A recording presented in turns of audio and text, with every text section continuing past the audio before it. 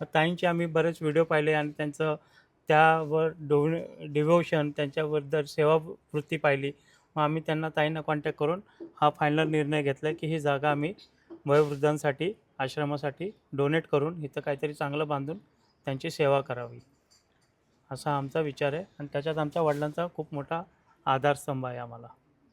आणि सगळ्यात मेन म्हणजे इथे जर वृद्धाश्रम झालं वृद्धांसाठी ते पूर्णपणे मोफत असणार आहे.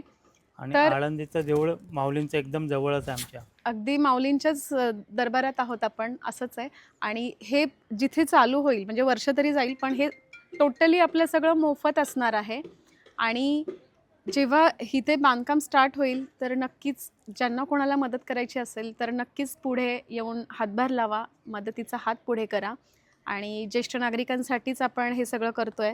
रोडवर निराधार बरेच आजी आजोबा दिसतात, सिग्नलला दिसतात.